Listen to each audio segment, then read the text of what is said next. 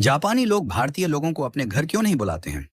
Japan में साल भर से ज्यादा समय से रह रहे एक भारतीय व्यक्ति ने जापान में एक अजीब बात देखी कि उसके जापानी मित्र विनम्र और मददगार थे, किंतु उसे कोई भी अपने घर नहीं बुलाता था, बल्कि एक कप चाय के लिए भी नहीं। हैरान और आहत होकर आखिरकार उसने एक जापानी मित्र से पूछा कि ऐसा क्यों है। काफी देर तक चुप रहने के बाद उस दोस्त ने भारतीय व्यक्ति को जवाब दिया कि हमें भारतीय इतिहास पढ़ाया जाता है, किंतु प्रेरणा लेने के लिए नहीं, बल्कि एक चेतावनी के तौर पर। यह सुनकर उस भारतीय व्यक्ति ने हैरान होकर पूछा, क्या चेतावनी? भारतीय इतिहास चेतावनी के तौर पर पढ़ाया जाता है? प्लीज बताओ ऐसा क्यों है। तब जापानी दोस्त ने उससे पूछा कि बताओ कितने अंग्रेजों ने भारत पर राज किया था। तब भारतीय व्यक्ति ने कहा, शायद लगभग 10,000। जापानी व्यक्ति ने गंभीरता से सिर हिलाया और पूछा, उस समय भारत में 30 करोड़ से ज्यादा भारतीय रहते थे, है ना? तो फिर तुम्हारे लोगों पर अत्याचार किसने किया?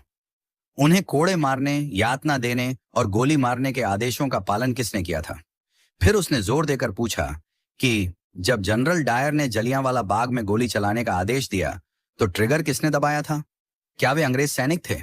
नहीं, वे भारतीय थे। किसी ने भी जनरल डायर पर अपनी राइफल क्यों नहीं तानी? एक ने भी नहीं।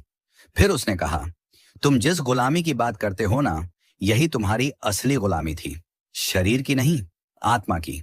वह भारतीय व्यक्ति जड्डवत, मौन और शर्मिंदा खड़ा सुनता रहा। जापानी मित्र ने आगे कहा, चलो बताओ, मध्य एशिया से कितने मुगल आए थे? शायद कुछ हजार। और फिर भी उन्होंने सदियों तक तुम पर राज किया। मुगलों ने अपने संख्या बल से भारत में शासन नहीं किया, बल्कि तुम्हारे अपने लोगों ने सिर झुकाकर मुगलों को सलाम किया, अपने लोगों से द्रोह किया और मुगलों की वफादारी की, या तो जिंदा रहने के लिए या फिर चांदी के सिक्कों के लिए।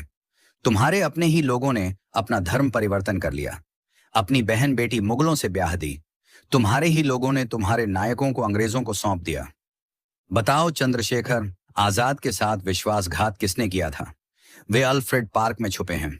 यह खबर अंग्रेजों को किसने दी थी? भगत सिंह को, उस समय के बड़े राजनेता जो अंग्रेजों से अपनी बातें मनवा सकते थे। उनकी अनुमति के बिना फांसी पर चढ़ाना आसान था क्या? जो कि खुद को देशभक्त कहते थे।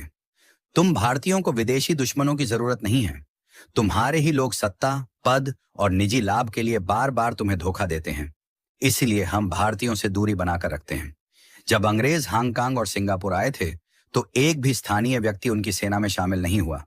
लेकिन भारत में तुम सिर्फ दुश्मनों की सेना में ही शामिल नहीं हुए, बल्कि तुमने उनकी सेवा की, उनकी पूजा की। उन्हें खुश करने के लिए अपने ही